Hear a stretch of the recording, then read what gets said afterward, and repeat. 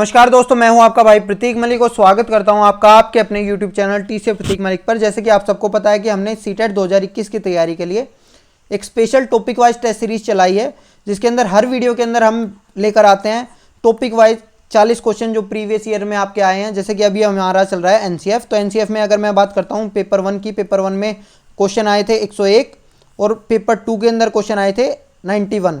तो इस तरह से टोटल 192 क्वेश्चन होते हैं। 4 वीडियो इसकी पहले आ चुकी हैं, 160 क्वेश्चन हो चुके हैं। तो इस वीडियो में हम 40 की जगह 32 क्वेश्चन ही डिस्कस कर पाएंगे। क्लास शुरू करने से पहले अगर आपने अभी तक हमारे चैनल को सब्सक्राइब नहीं किया है तो अभी हमारे चैनल को सब्सक्राइब कर लें, बेल आइकन को जरूर दबा लें। साथ ही आप हमसे व्हाट्सएप पर जुड़ सकते हैं। व्हाट्सएप नंबर है 8076392717। इस नंबर पे आपको मैसेज करना है, मैसेज करके आपको अपना नाम बताना है, साथ में लिखना है सीटेट। और अगर आपको सीटेट का फ्री क्रैश कोर्स चाहिए, वीडियो कोर्स 15 दिन का, तो आप लिख सकते हैं कि फ्री क्रैश कोर्स चाहिए। या सीटेट पेपर 1 की अगर तैयारी कर रहे हैं तो जो ईवीएस वाला पोर्शन आता है 15 नंबर का, तो उसके 10 पेजेस के फ्री नोट्स आपको प्रोवाइड करेंगे हम, तो वो भी आप ले सकते हैं। ठीक है दोस्तों, चलिए आज की वीडियो स्टार्ट करते हैं।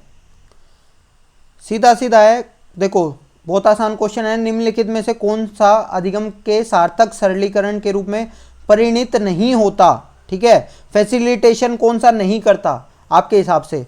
तो इसके अंदर हमें नेगेटिव वर्ड ढूंढना है। तो नेगेटिव वर्ड देखो क्या है, दोहराना और स्मरण करने को बढ़ावा दे रहा है। तो साफ सीधी बात है, यही हमारे लिए नेगेटिव है। बाकी अगर हम देखेंगे उदाहरण गैर उदाहरण, तो ये पॉजिटिव हो जाते हैं। जब दोनों का यूज होता है, केवल एक का किसी का होता तो नेगेटिव हो जाता, लेकिन दोनों का यूज हो रहा है तो पॉजिटिव है। इसी तरह से अनेक तरीकों से विचार करने के लिए प्रोत्साहित करना, पहले से विद्यमान ज्ञान से नए ज्ञान को जोड़ना, सब कुछ पॉजिटिव है। ठीक है, कनेक्ट करना नॉलेज को नई नॉलेज से। चलिए नेक्स्ट क्वेश्चन भाई।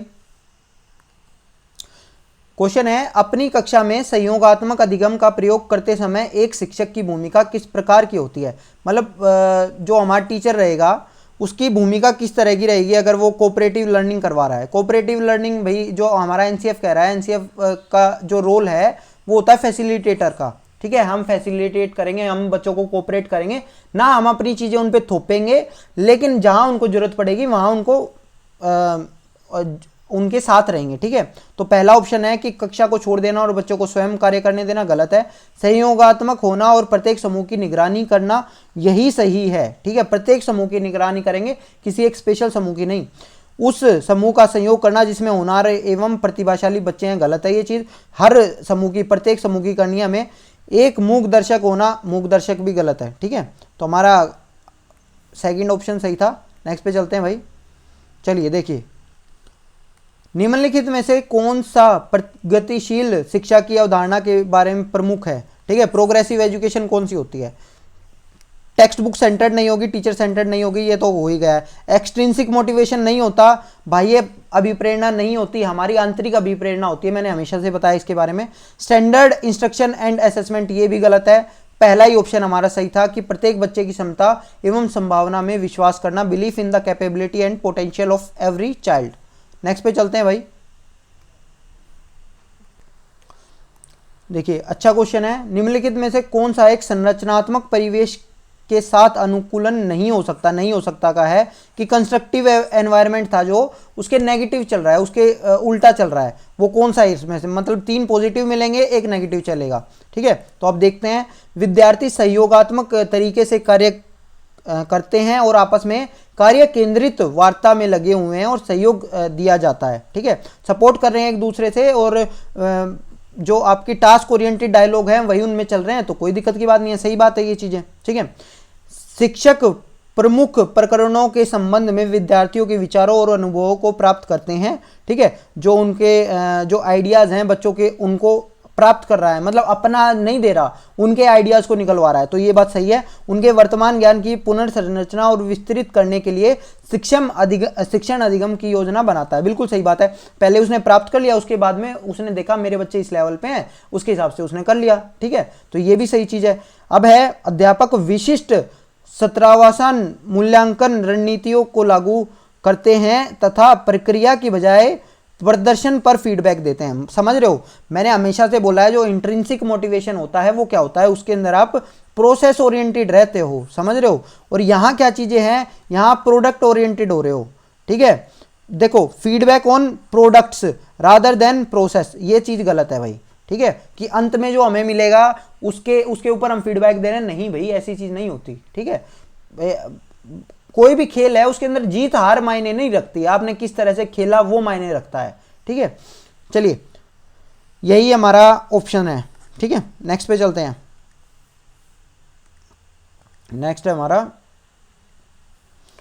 देखिए आसान सा क्वेश्चन है भाई, इसके अंदर तो बच्चे की गलतियां एवं भ्रांत धारणाएं, ठीक है, मिसकंसेप्शन जो होते हैं उनके लिए आप किस तरह से क्या रहेगा, इसके बारे में हमने पहले भी बात कर रखी है। इसके अंदर देखो, शिक्षण अधिगम प्रक्रियाओं के लिए रुकावट एवं विघ्न है, नहीं है भैया। क्या है, शिक्षण अधिगम प्रक्रियाओं में अनदेखी करनी चाहिए, गलत है। सूचित करती है कि बच्चे की क्षमताएं वयस्कों की तुलना में निम्न स्तर है, ये भी गलत है। शिक्षण अधिगम प्रक्रिया का एक महत्वपूर्ण कदम है या एक महत्वपूर्ण भाग है, यही है हमारी, समझ रहे हो। नेक्स्ट पे चलते हैं भाई। लास्ट क्लास के अंदर हमने बात करी थी कि बच्चों की है ना अपनी नेव थ्योरीज होती हैं, जो मैंने बताया था वो बड़ी क्यूट बातें करते हैं, तो आप उनके हिसाब से क्या करेंगे। ठीक है, तो उनको मैंने बताया था कि मैं पढ़ाने में उनका यूज़ करता हूँ, कैसे यूज़ करता हूँ कि मैं उनको, अगर वो कुछ ऐसा है जिसमें वो ज़्यादा गलत बात कर रहे हैं या इस हिसाब से है, तो मैं उनको कोई ऐसी सिचुएशन बनाऊंगा जिसमें वो खुद ही गलत साबित होंगे। ठीक है, कि आप खुद बताओ, अगर ऐसा होगा तो ऐसा होगा, ऐसा होगा तो ऐसा होगा, तो अगर ऐसा भी होगा तो ऐसा भी होगा, तो इस हिसाब से वो खुद गलत साबित हो जाते हैं। ठीक है, अब इसके हिसाब से ही देखा इन्होंने कि children construct naive theories and about various phenomena in this background a teacher should, teacher को क्या करना चाहिए इस बैकग्राउंड के हिसाब से। अब देखो एक चीज़ बताता हूँ मैं, हमारी क्लास में भी जब मैं 5th क्लास में ईवीएस पढ़ाता था तो एक नेव थ्योरी थी बच्चों के दिमाग में, वो क्या था, वो कभी मेरे दिमाग में भी थी, सेम वैसी थी कि भैया हमारी पृथ्वी गोल है, अगर मैं यहाँ से गड्ढा खोदूंगा, यहाँ से गड्ढा खोद के मैं अगर यहाँ तक पूरा, मतलब अगर हम गड्ढा खोद दें तो हम यहाँ से कूदेंगे और यहाँ बाहर निकल जाएंगे, फिर क्या होगा, फिर हम यहाँ से मतलब इस तरह की उनके दिमाग में थी। तो मैंने उनको यही कहा था कि भाई अगर मान लो तुम यहाँ से कूदोगे तो यहाँ तो तुम उल्टी साइड में हो जाओगे, तो यहाँ से बाहर कैसे निकलोगे, तो यहाँ से फिर तुम वापस जाओगे तो तुम क्या झूलते रहोगे क्या, ये सारी चीज़ें हैं। तो लास्ट में उन्होंने यही निष्कर्ष निकाला था कि एक ऐसी बीच में पॉइंट ऐसा आएगा जहाँ पे हम बीच में फंस जाएंगे, सर हम इधर जाएंगे तब भी हमारे ऊपर जोर पड़ेगा क्योंकि यहाँ वाला ग्रेविटेशनल फोर्स हमको खींचेगा, इधर जाएंगे इधर वाला भी हमको खींचेगा। तो इस वजह से बच्चे समझ गए थे इन चीज़ों को। तो अब यही कह रहे हैं कि अब आप क्या करेंगे, संवाद द्वारा बच्चों की इन धारणाओं को चुनौती देनी चाहिए, बिल्कुल सही बात है। ठीक है, बच्चों के इन विचारों को खारिज करना चाहिए, गलत चीज़ है। अनदेखा करना चाहिए, गलत चीज़ है। इन विचारों के लिए डांटना चाहिए, डांटना नहीं चाहिए, आप उनको चुनौती दो। अच्छा बताओ भाई, जैसे मैंने बताया कि यहाँ से अगर कूदा जाएगा तो यहाँ बताओ यहाँ क्या होगा, इस पॉइंट पे जब वो बाहर निकलेगा वो वापस अंदर नहीं घुस जाएगा क्या। तो उन्होंने कहा हाँ सर ये बात तो सही है। ठीक है, तो इस तरह से आप उनको भी चुनौती दे सकते हो। चलिए नेक्स्ट पे चलते हैं भाई। कह रहे हैं कि constructivist approach suggest that is crucial for constructive knowledge, कि अगर हमें कंस्ट्रक्ट करना है नॉलेज को तो आपके हिसाब से इनमें से क्या सबसे ज़्यादा क्रूशियल है, ठीक है, अत्यंत आवश्यक कौन सी है। तो ध्यान से समझो, अनुबंधन मैंने बताया था बिहेवियरिस्ट वालों का है, ठीक है, ये व्यवहारवादियों का है, इससे हमें कोई लेना देना नहीं, दंड भी नहीं है, याद करना भी नहीं है, विद्यार्थियों को पूर्व ज्ञान ही हमारे लिए पॉजिटिव है। नेक्स्ट पे चलते हैं, इजी क्वेश्चन था। चलिए, शिक्षक कक्षा में पढ़ने में ध्यान न देने वाले बच्चों से किस प्रकार का बर्ताव कर सकते हैं। ठीक है, बच्चों को कक्षा से बाहर जाने के लिए कहकर नहीं, गलत बात है। डांट कर भी नहीं हो सकता, उनसे बात करके उनकी अरुचि का कारण जानने की कोशिश करना, ये सही है। गृह कार्य और ये अत्यधिक देना, ये तो नेगेटिव चीज़ होती है, मैंने बताया हुआ है आपको। ठीक है, नेक्स्ट पे चलते हैं भाई। देखिए पूछ क्या रहा है, ये कह रहा है कि निम्नलिखित में से कौन सी शिक्षण अधिगम के लिए एक प्रभावशाली शिक्षण प्रणाली नहीं है। नहीं है समझ लेना, ये नोट, अब ये अंडरलाइन भी करने लगे। ठीक है, बच्चों की अंतर्दृष्टि के द्वारा अनुमान लगाने के लिए प्रोत्साहित करना, बिल्कुल सही है। प्रयोग एवं पर्यवेक्षण, बिल्कुल सही है। संवाद और परिचर्चा, बिल्कुल सही है। दिए गए ज्ञान को दोहराने पर फोकस करना, ध्यान केंद्रित करना, ये गलत है भाई। ठीक है, तो चलिए नेक्स्ट पे चलते हैं। निम्नलिखित में से कौन सा कारक कक्षा में सार्थक अधिगम का पक्ष लेता है आपके हिसाब से। ठीक है, ये बताओ पॉजिटिव कौन सा है मीनिंगफुल लर्निंग के लिए। बच्चों को पढ़ाने के लिए अभिप्रेरित करने के लिए परीक्षणों की संख्या बढ़ाना, बार बार टेस्ट लो, गलत चीज़ है, मैंने बता रखा है। रिवार्ड गलत चीज़ है, हमें ज़्यादा रिवार्ड के ऊपर बात नहीं करना, लेक्चर मेथड के ऊपर बात नहीं करना, ये गलत है, ठीक है। विषय वस्तु तथा बच्चों को संपूर्ण कुशल क्षेम एवं अधिगम के प्रति सच्चा सरोकार रखना, ये सही है हमारा, ये ऑप्शन सही है हमारा, ठीक है। अब हो सकता है अगर मैं खाली चौथा पढ़ता तो इसका मतलब मेरे को नहीं समझ में आता, ठीक है, लेकिन क्योंकि मेरे 3 ऊपर वाले गलत हो चुके थे तो मेरे को ये पता चल गया ये चौथा भी सही ही होगा, ठीक है। नेक्स्ट पे चलते हैं भाई।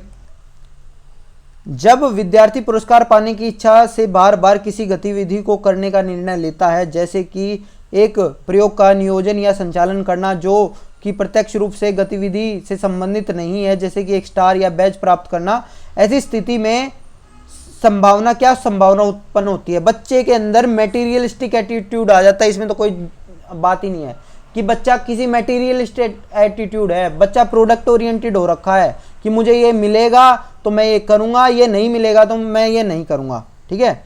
बाकी सारे के सारे गलत हैं, यही हमारा आंसर है, ठीक है। नेक्स्ट पे चलते हैं भाई। अच्छा क्वेश्चन है, एक प्रगतिशील कक्षा में क्या होता है? विद्यार्थी के द्वारा ज्ञान की संरचना की जाती है, बिल्कुल सही है, पहला ही मिल गया। निष्क्रिय होते हैं, गलत है ये भी। दोहराया जाता है, गलत है ये भी।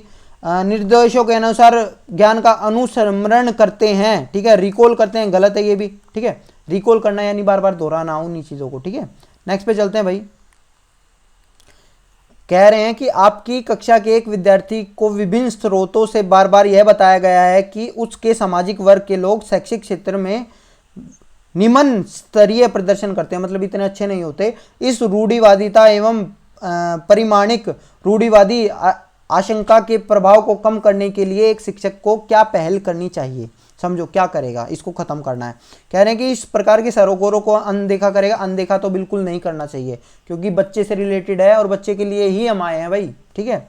विभिन्न सामाजिक, क्योंकि बच्चों से ही तो है हम, अगर देखा जाएगा अगर बच्चे ही नहीं होंगे स्कूलों में तो टीचर का फायदा क्या है वहाँ पे। तो विभिन्न सामाजिक वर्गों के विद्यार्थियों के बीच प्रतियोगिता आयोजित करनी चाहिए, गलत चीज़ है कि ठीक है। अब हमें ये प्रूव करने के लिए अब हमने उनके बीच में डिफरेंशिएट कर दिया कि ए टीम में तो एक खास ग्रुप के बच्चे हैं और बी टीम में दूसरे खास ग्रुप के बच्चे हैं, ऐसा नहीं होना चाहिए। हमें तो बच्चों को कभी इस बेस पे अलग अलग करना ही नहीं है। अगर हम समूह भी बनाते हैं तो हर सामाजिक वर्ग का बच्चा उस समूह में आता है, ठीक है ना। वो कोग्निटिव लेवल के हिसाब से होता है ना वो किसी लेवल के हिसाब से नहीं होता, वो बहुत रैंडम होता है, ठीक है। फिर है विद्यार्थियों को पढ़ाई छोड़कर किसी अन्य क्षेत्र में शामिल होने की सलाह देना, ये भी गलत है। अब देखो ये तीनों तो गलत ही हो गए हैं जो बिल्कुल नेगेटिव हैं, ठीक है। चौथा देखते हैं कि विभिन्न सामाजिक वर्गों के रोल मॉडल से संबंधित कहानियां एवं उदाहरणों को प्रस्तुत करना। अब मैं ज़्यादा कहानियों में विश्वास नहीं करता, मैं ये सोचता हूँ कि आप खुद करके दिखाओ। लेकिन अब इस कैटेगरी के अंदर शायद यही ऑप्शन सही था, या तो आप किसी उनके स्पेशल जो क्योंकि वो ऐसे कह रहे थे ना कि सामाजिक वर्ग के नहीं है, तो आपको ऐसा हो सकता है कि उस सामाजिक वर्ग के किसी बंदे को बुला लो जो कि इन्होंने रोल मॉडल की बात करी है, ठीक है। या आप उनकी कहानियां भी सुना सकते हो अगर उनको नहीं बुला रहे, तो इस वजह से चौथा ऑप्शन सही है। नेक्स्ट पे चलते हैं। कह रहे हैं निम्नलिखित में से निर्माणवादी अधिगम स्थिति का हिस्सा बन सकते हैं, कैसे बनते हैं? कोग्निटिव अप्रेंटिसशिप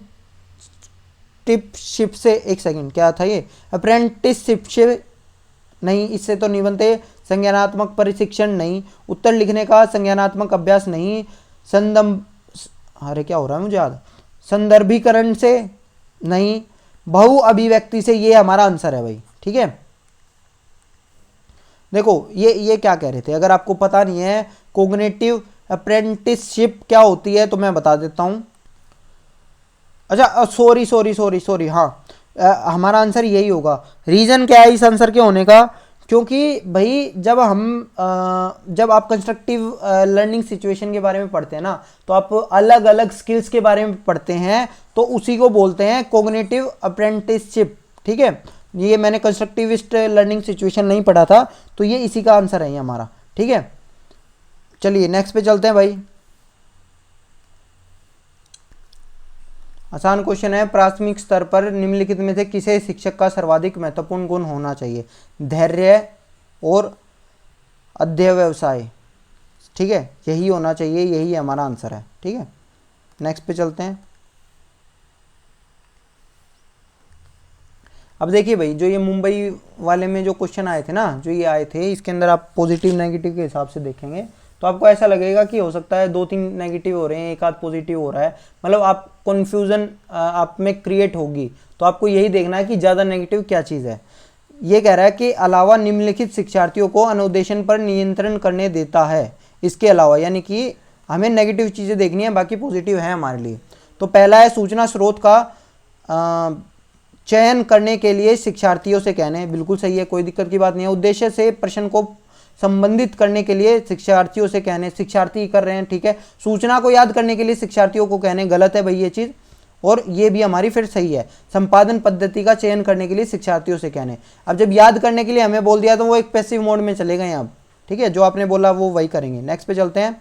ये कह रहे हैं कि निम्नलिखित में से कौन सा प्राथमिक कक्षा में विद्यालय छोड़ने से उच्च दर का कारण नहीं है, आप बताइए ये हमें, ठीक है। इनमें से आपको क्या लगता है कि उच्च दर का क्या ये नहीं है।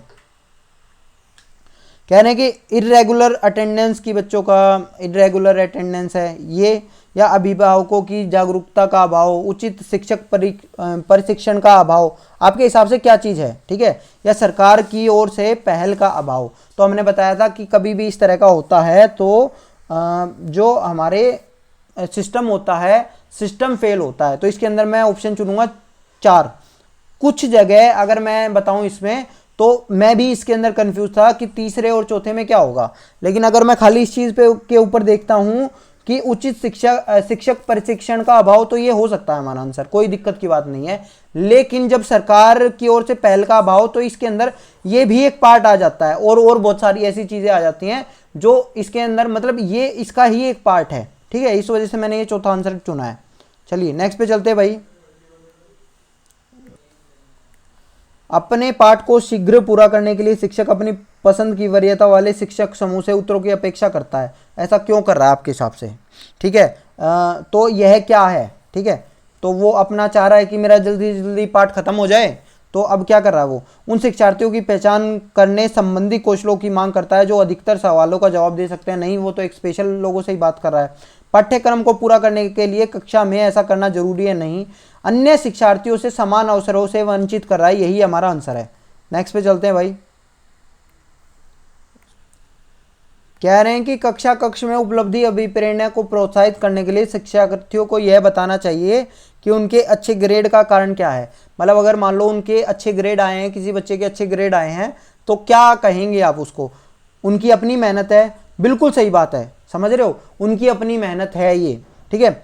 उनकी उच्च बुद्धि का उच्च स्तर है, नहीं, उनकी अपनी बुद्धि का, भैया बुद्धि तो सब में सेम होती है, बस उसको आप यूज कैसे कर रहे हो उसकी बात होती है, ठीक है। अधिकांश शैक्षणिक कार्यों की सरल प्रकृति, उनको कह दिया कि भैया जो शैक्षणिक कार्य थे ना, ये आसान टेस्ट था, ये आप कह सकते हैं। नहीं, ऐसा नहीं है कि तुम्हारे नंबर तो इस वजह से आसान इतने अच्छे आ गए क्योंकि पेपर सिंपल था। या आप उनको ये कह सकते हैं कि उनके शिक्षकों की उदारवादी ग्रेडिंग के मानक है, कि उनके शिक्षकों ने हाथ खोल के नंबर दिया, ऐसा नहीं है, उनकी मेहनत से नंबर आए हैं, तो यही हमें उनको बताना चाहिए। नेक्स्ट पे चलते हैं। क्वेश्चन है कि शिक्षण के समय एक शिक्षक को इसके अलावा यानी कि एक नेगेटिव है, बाकी 3 पॉजिटिव हैं, निम्नलिखित तथ्यों पर अवश्य मनन करना चाहिए। सीखने संबंधी लक्ष्यों की समझ, ये बिल्कुल ठीक है। शिक्षार्थियों के साथ सीखने संबंधी लक्ष्यों की साझेदारी करने में होने वाले समय की हानि की प्रतिपूर्ति, भैया कोई लॉस थोड़ी हो रहा है, टाइम का लॉस थोड़ी हो रहा है। अगर आपने बच्चे को कुछ बता दिया तो ऐसा कुछ नहीं होता, यही हमारे लिए नेगेटिव है। आया समझ में। इन लक्ष्यों को प्राप्त करने के लिए उपयुक्त पद्धति खोजना, बिल्कुल सही बात है, ठीक है। तो ये हमारा सेकंड ही ऑप्शन ऐसा था जो नेगेटिव दिख रहा था इसके अंदर। अब नेक्स्ट पे चलते हैं भाई हम। क्वेश्चन है कि बच्चों द्वारा की जाने वाली त्रुटियों के संबंध में इनमें से आपको क्या लगता है कि जो बच्चे त्रुटियां करते हैं उसका क्या है। किसी भाषा की स्थानीय भाषी त्रुटियां करते हैं जबकि अस्थानीय भाषी गलतियां या चूक करते हैं, ये कह रहे हैं भाई। ये देखो ये क्या कह रहे हैं, कह रहे हैं native speaker of a language make error while non native speakers make mistake on slips. देखो भाई, 2 तरह की चीज़ें होती हैं, एक होती है त्रुटियां, एक होती है गलतियां या चूक, हम ये कह सकते हैं, ठीक है। तो अब आपके हिसाब से आपको एक चीज़ बताता हूँ, हो सकता है आपने ये ना पढ़ा हो, एक्चुअली जब हम बच्चे से एरर और मिस्टेक्स में फ़र्क क्या होता है। मिस्टेक्स हम गलती से कर देते हैं, मतलब हमें पता है वो, अगर मैं 2+2 = 4 कर दूंगा, सॉरी =3 कर दूंगा, तो ये मेरी मिस्टेक है, ये मेरी मिस्टेक है जो मैंने नोइंगली की है, मतलब कि मुझे पता था इस बारे में लेकिन मैंने कर दी। जबकि मेरे को अगर किसी कंसेप्ट के बारे में पता ही नहीं है, ठीक है, जो हम एग्जाम में कर देते हैं या इस तरह का कर देता कुछ, तो हम वो वाले क्वेश्चन कहते हैं ना कि ये तो हमारे आते आते गलत हो गए, तो वो तो हमारी होती है मिस्टेक भैया, ठीक है। और कुछ ऐसे क्वेश्चन होते हैं जो हम ये कहते हैं कि ये हमें नहीं आते थे और हमने तुक्का लगाया, जो हमें इसके बारे में नहीं पता था, वो होती है एरर। तो ये कह रहे हैं नेटिव स्पीकर जो बोलते बोलते कुछ मुंह से कुछ निकल जाता है तो वो मिस्टेक करेंगे या एरर करेंगे भैया, वो मिस्टेक करेंगे। जबकि जो नॉन नेटिव स्पीकर होंगे वो एरर करेंगे, ठीक है, जिनको उस भाषा के बारे में नहीं पता है वो एरर करेंगे, ठीक है। कि जो स्थानीय भाषी होंगे वो तो गलतियां या चूक करेंगे, लेकिन जो त्रुटियां होंगे वो स्थानिक भाषी ही करेंगे। तो इसका आंसर हमारा है फर्स्ट। नेक्स्ट पे चलते हैं, चलिए एक सेकंड देखता हूं क्वेश्चन क्या था हमारा। हाँ, स्थिति कौन सी है, तो आपका यही है, फर्स्ट ही हमारा आंसर है। सॉरी फर्स्ट नहीं है, हाँ हाँ उल्टा बता दिया ना मैंने, तो ये तो नहीं है, ये तो होना चाहिए था, ये तो गलत है ये चीज़, ठीक है। यदि संशोधन की आवश्यकता है तो उसे प्राय तुरंत किया जाना चाहिए, बिल्कुल सही है। यदि संशोधन की आवश्यकता है तो उसको प्राय तुरंत करवाना चाहिए, ये बिल्कुल ठीक है। यदि संशोधन की आवश्यकता है तो उसे तुरंत नहीं करवाना चाहिए, गलत है ये चीज़। त्रुटियों के तुरंत संशोधन के लिए परिणाम स्वरूप सकारात्मक पुनर्बलन मिलता है, ऐसा जरूरी नहीं है, ठीक है। हमारा सेकंड आंसर है। चलिए नेक्स्ट पे चलते हैं। कह रहे हैं कि बच्चों में व्यवहारगत समस्याओं को रोकथाम करने के लिए निम्नलिखित में से कौन सा सर्वाधिक प्रभावशाली है। कि उनके बच्चों के बिहेवियर के अंदर प्रॉब्लम है, बिहेवियर के अंदर प्रॉब्लम होने के लिए अब आप उनके लिए क्या करेंगे। समस्या बालक को पूरे दिन पुस्तकालय में बैठना चाहिए, नहीं, ये तो आपने पनिशमेंट की तरह दे दिया, नहीं। समस्या बालक को द्वंद से निपटने के लिए आक्रामकता रहित तरीके उपलब्ध कराना, बिल्कुल सही है। जब उसके अंदर कॉन्फ्लिक्ट हो रहा है ना, कॉन्फ्लिक्ट हो रहा है, तो आप उसको हैंडल करने के लिए बच्चों को नॉन एग्रेसिव वे बताएंगे, तो यही हमारा आंसर है, ठीक है। नेक्स्ट पे चलते हैं भाई। आज पता नहीं क्या हो रहा है, पर चलो कोई दिक्कत की बात नहीं है। नेक्स्ट पे चलते हैं। कह रहे हैं ability grouping of student should be. योग्यता आधारित शिक्षार्थियों के समूहीकरण को क्या करना चाहिए। पहली बात तो ये समझ लो, योग्य आधारित कौन से होते हैं, होशियार एक साइड कर दिए और जो बेचारे थोड़े से कमज़ोर है पढ़ाई में तो वो एक तरफ कर दिए, तो ये चीज़ तो गलत है। तो इसको हमें क्या करना चाहिए, एनकरेज करना चाहिए, नहीं। प्रोत्साहित करना चाहिए, नहीं। 2 और 3 दोनों नहीं। निरुत्साहित करना चाहिए, इसको हमें करना ही नहीं चाहिए, ठीक है। नेक्स्ट पे चलते हैं भाई। निम्नलिखित में से कौन सा अभिप्रेरित शिक्षण का संकेत हो सकता है। कक्षा में अधिकतम उपस्थिति, शिक्षक द्वारा दिए गए उपचारात्मक कार्य, शिक्षार्थियों द्वारा प्रश्न पूछना, बिल्कुल सही बात है। कि जिस क्लास के अंदर बढ़िया पढ़ाई हो रही होगी ना, तो वहाँ बच्चे क्वेश्चन पूछने से डर नहीं रहे होंगे और वो क्वेश्चन पूछ रहे होंगे और उनको आंसर मिल रहे होंगे, तो वो आंसर है उसका। नेक्स्ट पे चलते हैं भाई। ये हरियाणा वाले पेपर आ गए। अब आसान क्वेश्चन है। पियाजे और वाइगोत्स्की के अनुसार रचनावादी शिक्षण में क्या होगा। लंबे व्याख्यान देगा क्या, लेक्चर देगा, नहीं। शिक्षार्थियों को पूछने और समस्या समाधान के अवसर प्रदान करेगा, ये सही है। पीछे की सीट पर बैठ जाता है और शिक्षार्थियों का परीक्षण करता है, नहीं। पाठ्य पुस्तक की सभी प्रश्नों को उत्तर लिखा देता है, गलत है ये चीज़ भी। हमारा सेकंड वाला ये कि वो अवसर देगा लोगों को, ठीक है। नेक्स्ट पे चलते हैं। क्वेश्चन कह रहा है कि एक शिक्षक पाता है कि प्रत्येक कार्य के लिए स्टार देने पर भी शिक्षार्थी अधिगम के लिए प्रेरित नहीं हो रहा, इसका कारण क्या हो सकता है। शिक्षक विभिन्न रंगों के स्टार नहीं दे रहा, ऐसा तो कुछ नहीं है भाई। शिक्षक उपयुक्त स्टार नहीं दे रहा, शिक्षक अधिगम में असमर्थ है। लंबी अवधि तक अधिगम तथा रुचि को केवल पुरस्कार सुनिश्चित नहीं कर सकते, यही है। मैंने बताया था ना कि एक्सटेंसिव मोटिवेशन जो हमारा होता है ना, वो लंबी अवधि का नहीं होता और उसको सुनिश्चित नहीं कर सकते कभी भी स्टार या कोई किसी भी तरह का कोई प्राइज। नेक्स्ट पे चलते हैं। आसान क्वेश्चन है। माध्यमिक विद्यालय के विज्ञान शिक्षक के रूप में आपकी सर्वाधिक चुनी हुई विधि क्या है। पाठ्य पुस्तक के प्रश्नों को उत्तर लिखवाना, गलत। प्रतिभाशाली शिक्षार्थियों से पाठ्य पुस्तक के उत्तर लिखने को कहना और उनमें कक्षा में लिखवा देना, जो कि होता है एक्चुअली मैंने देखा ऐसे कई स्कूलों में टीचर करते हैं, गलत है ये चीज़। बच्चों को पाठ जोर जोर से पढ़वाना, ये भी गलत होता है। प्रोजेक्टों का संचालन करना और योजना कार्य कराना, यही हमारा ऑप्शन सही है। ठीक है, नेक्स्ट पे चलते हैं।